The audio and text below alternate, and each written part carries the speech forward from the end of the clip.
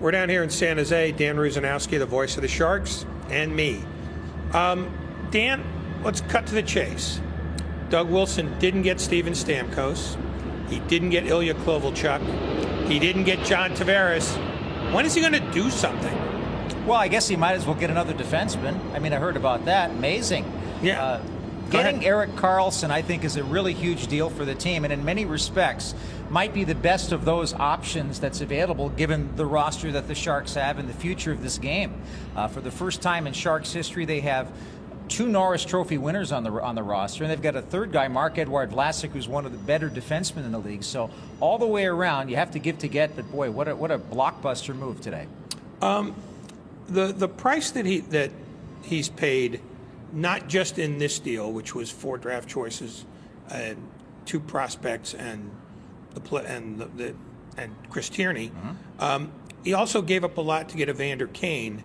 And the message from Peter DeBoer all day today was, our time is now. It almost seems as though they have looked at this roster. They see that their key guys are all over 30, and that they've decided if they don't roll the dice today, their window may close. Is that the sense you have? I don't like to use that phrase, as that might be what appears to the naked eye, if I'm used to use that expression on television. Yeah, don't say I. Well, right. The other part of it, though, is that this is the time for this team to do it, and we're heading into a time in which they're in the primes of their careers, all the top players. The team is locked up in terms of their key players to long-term contracts.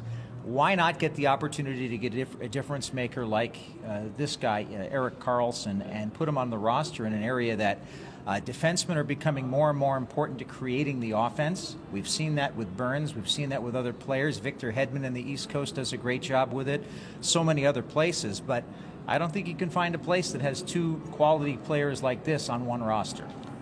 So what if they now have all the good defensemen in the world? Do they lack? What is the one area that really isn't buttoned up and could end up biting them given the wrong set of circumstances? Well, I think a big piece of this, and certainly from Ottawa's perspective, is that Chris Tierney is a guy that's coming into his own as a player. You lose that little bit of depth up the middle. But the one thing the Sharks have coming into training camp is they've got another guy that they've signed out of the Finnish Elite League named Antti Suomela, and he led the league in scoring there. And I think there are really solid thoughts about his capability, maybe Dylan Gambrell's, maybe one of the other 2 guys that they signed out of Europe over the summer to actually be NHL players this year. And so I think that the roll of the dice is that they can do that, and they have enough depth with the guys that they have with the San Jose Barracuda.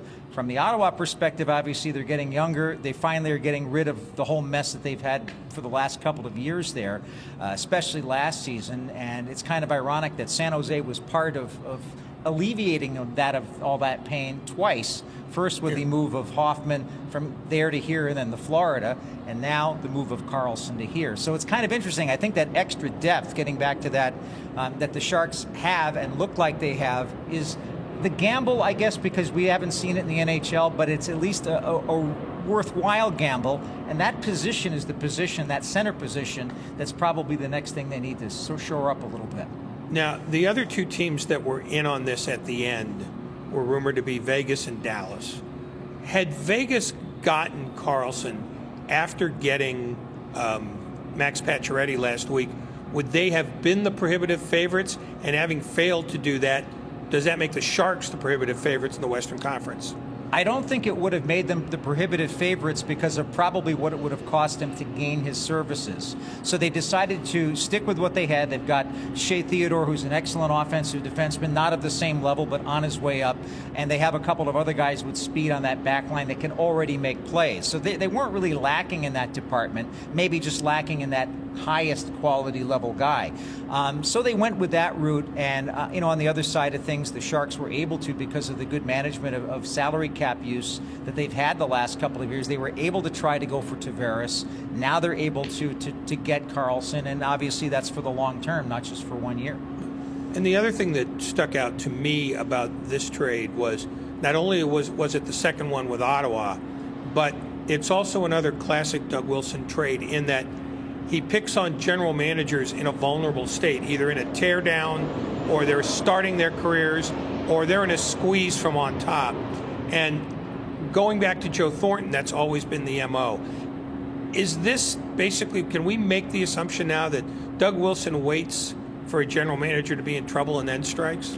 It's an old phrase, Ray. Good things happen to those who wait. And I think that in this case, each time that he's had the opportunity to make a deal like this, that's been part of the equation. The idea that you're waiting till that right moment to strike, but you can't do that unless you've set your salary structure up in this current system to be able to make a maneuver like that and to have the flexibility. So along with drafting well and what Timmy Burke's been doing the last few years, 20 years plus, you've got that bank of assets that you can move, and you've got the salary cap space because of the good management. So it all goes back to that, and Doug's done a brilliant job of that.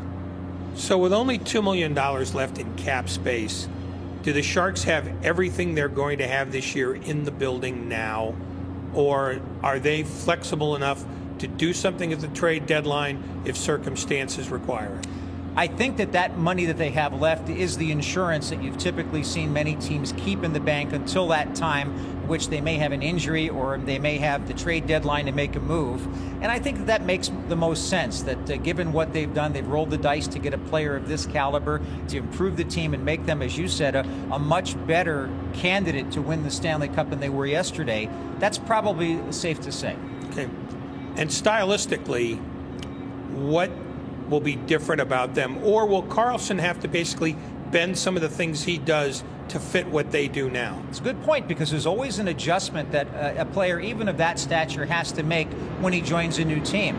He has these beautiful skills, and he has that vision, and he has that great skating ability, but you know, sometimes when it's on paper and it looks really good, it does not necessarily go the way that you expect. And so I think we're going to see some of those adventures during the course of the year. But heck, I'd like to see it on the power play, and I think the power play just got a heck of a lot better by adding that type of a player. And I think that this guy really is good defensively too. That's the other part that people don't talk about much, is that he is an outstanding defensive player, much of that related to his skating ability to get to a position quicker than other people, and with his mind, he's very, very quick to be ahead of the play. Well, he damned well better be. You better believe it.